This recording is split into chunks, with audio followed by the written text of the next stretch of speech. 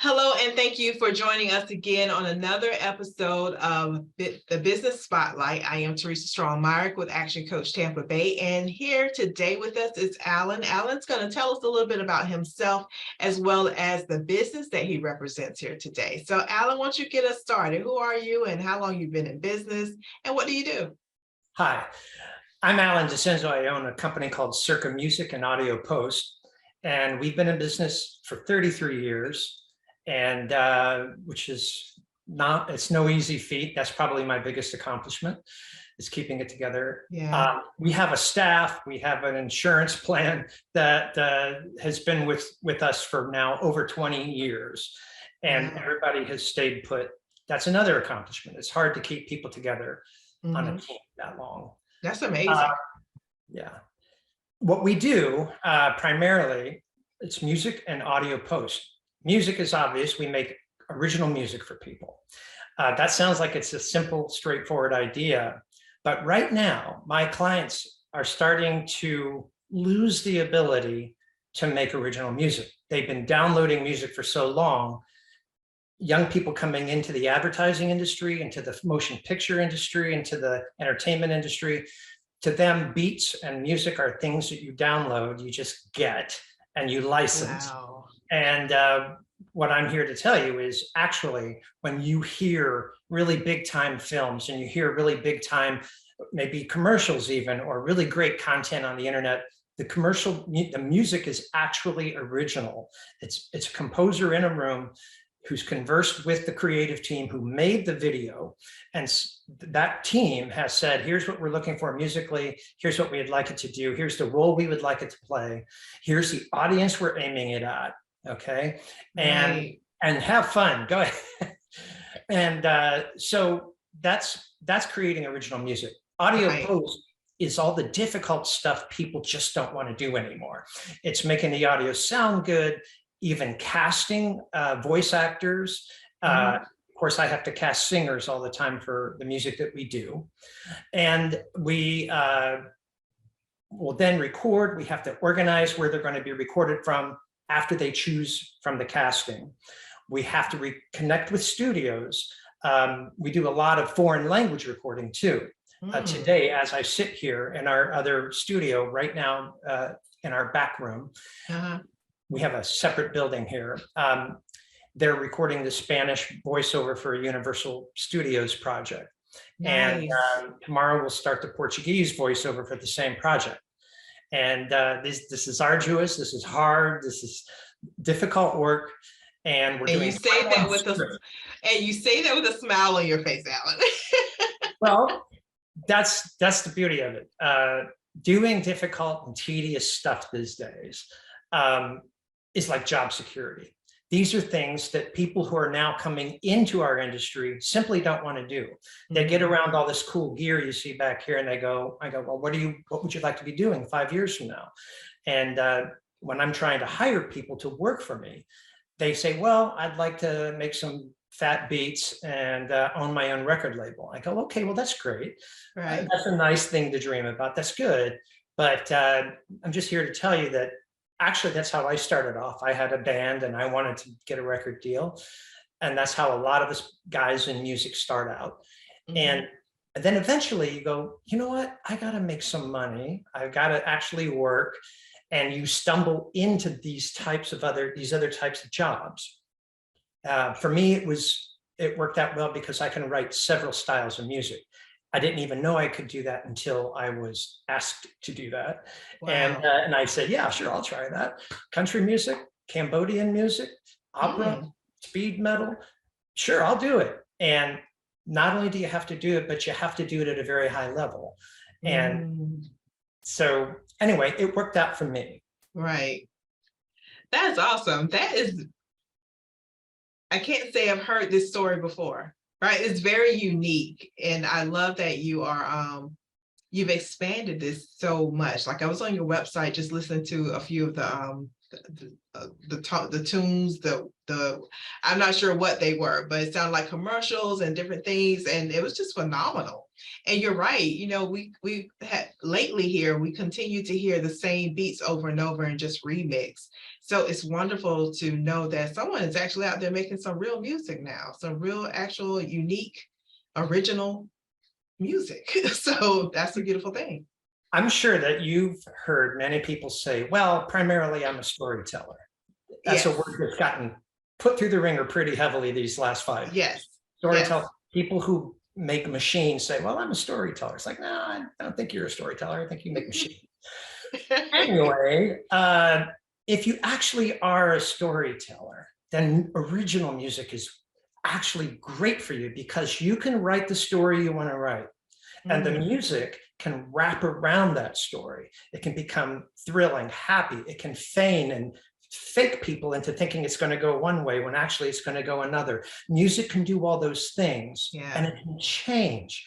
The problem is nowadays people are saying, well, I'm a storyteller, and they go online and they find a piece of music that's called stock music library music. Yeah. Download it. And it's a repeating, looping piece of music that builds for a couple minutes, and then it breaks, and then it has a little ending. Right. Well, that's one story of one idea that builds and has a little pause with a little punchline, and then it finishes. But you know what? There's a lot of stories to tell. The problem is the stories are being affected by editors who are choosing music that only tells one linear thought. Okay, so follow me on this. So much content now is so similar. And one of the things that's driving it is people are actually responding to the same stock music that they're editing to. And they're not stopping to think, you know what? I keep telling everybody I'm a storyteller, but I keep being handcuffed to this and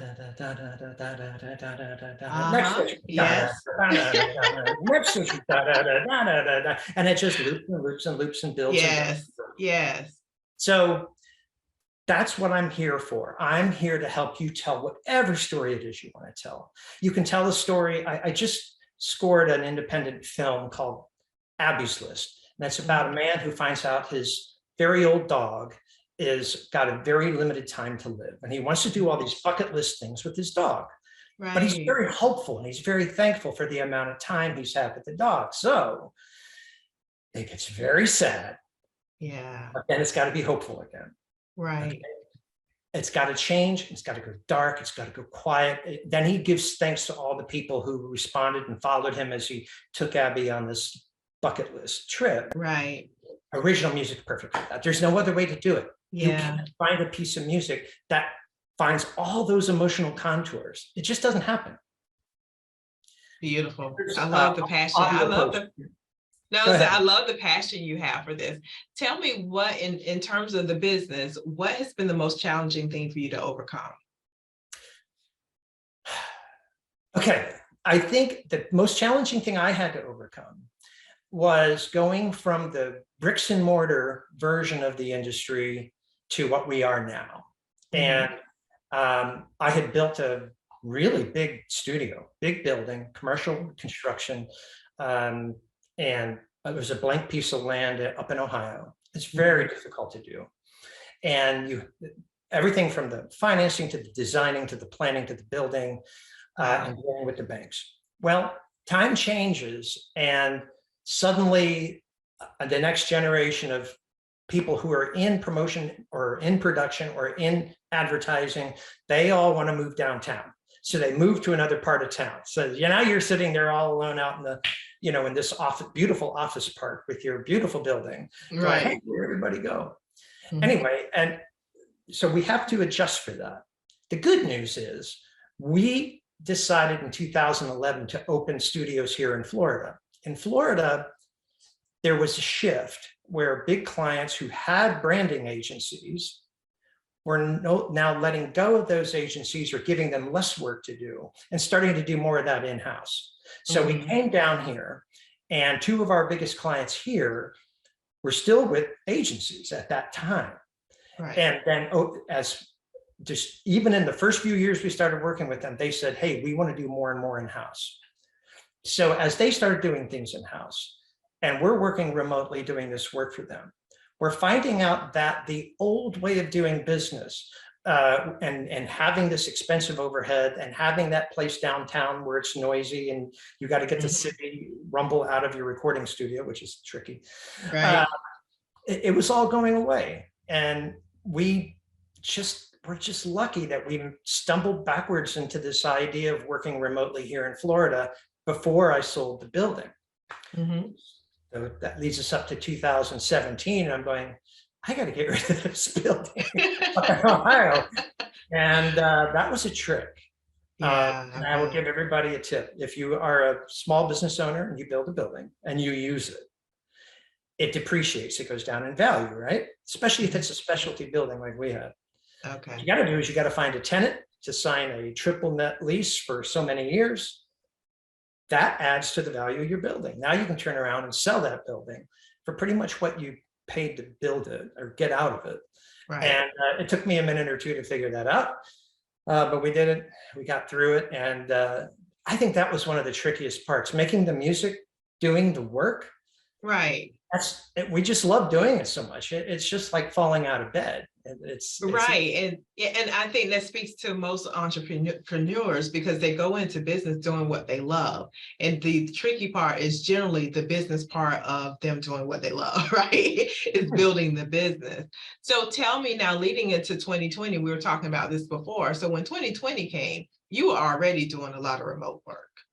Yeah, we were 100% working remotely. Oh, okay. And yeah, and here's another thing that happened at that time. The people there were a lot of music post-production people. Okay, so the other side, like I said, in audio post-production, you're recording voice or dialogue, you're recording sound effects, you're putting those into a video, you're mixing the music and the sound effects and the voice and sending those mixes. You got to figure out how to mix for broadcast television versus web, which are different mixes. Fascinating. We 5.1 surround mixes for either theatrical use or for television. Then I learned how to do 360 YouTube and 360 Facebook for the people who were doing virtual reality videos, which was pretty tricky because there wasn't any information. There were no good tutorials on that, but we're doing that now. But that side of the business, really, really took off because our competition didn't pivot fast enough. So there were a lot of really high-end audio post-production studios whose owners were the same guys I knew when I was very young and I got into the business. These guys were all 10 to 15 years older than me. It was mostly men. We have one of the very few highly in-demand female audio engineers. Jen Agnew here at Circa is absolutely the most booked recording studio session engineer this side of the Mississippi, I would say. Wow. But my competition were getting older, they wanted out, and then COVID was like, all right, that's the last straw. Right. So exactly. I watched a lot of really nice people I admired and learned from coming up. I watched them all kind of close their doors. I watched 5 of them close their doors just in the upper Midwest. And so looking back on that, that was just another coincidental thing to COVID. It was coincidental that there was like a changing of the guard going on. Right. Awesome. But that's one thing you learn in business is like you either, change with the times or you kind of get left behind, especially when technology is involved. So that's just one of those great lessons that you learn along the way. So this has been great information. I really love what you're doing. It's so specific and you just don't meet people every day who are doing what you're doing on the level that you're doing. So I've enjoyed this time with you. So do you have anything coming up that you want to share with us or anything you want to leave us with? Well, first of all, here locally, you're going to hear Pursue the Truth. It's a new song for the Tampa Bay Times. It's a very, very intense repositioning of where they're coming from, talking about what is the truth. And it's a very interesting piece. We wrote a song that it's not really a jingle. It's really more of like a real song. And it'll feature a singer by the name of Nick Hazley, whose family owns a studio next door to us called Hazley Productions. It was just a coincidence. He auditioned with 5 other singers and he gets the job, and I couldn't be happier to have somebody right here in the Arts District of St. Petersburg get the gig. So that's coming up. We've just opened our new studio here in St. Pete. So we're in an area called Palmetto Park, but it's also just known as the Arts District. Yes, exactly. Grand Central Arts District. So that's a new thing for us, and eventually we'll have some sort of grand opening, you know. And nice. Looking forward to it. Time. Well, wonderful. Thank you so much, Alan. If you could for us, just tell us what you're on, where people can find you. I'm going to put it in the description as well, but I want to hear it verbally as well. Well, first of all, you can find Circa Music at circamusic.com. That's CIRCA music.com. You can contact us through the website at hello@circamusic.com. I know that's a kind of an antiquated way of doing it, but we are right now, we're retooling. We're going to do a relaunch in the next few months as we get that together. Our Facebook and our Instagram, we've suspended for now. We're waiting for that to see if that's going to be a pretty future or an ugly future. Okay. Not sure. I like living there. Also LinkedIn. You can look for Alan Dicenzo, ALLEN DICENZO on LinkedIn. I love LinkedIn. I think that it's a wonderful place. It's a place where you can still just talk business without seeing pictures of food or talking politics. It's great. So. Yeah, awesome. So thank you again so much for your time. And thank you all for watching today. This has been one of those great interviews with great and wonderful business owners here locally in the St. Pete, Pinellas County, Hillsborough area. So make sure you check him out. I'll have all this information down in the description. So you guys have a great day, and thanks again for watching. Thank you.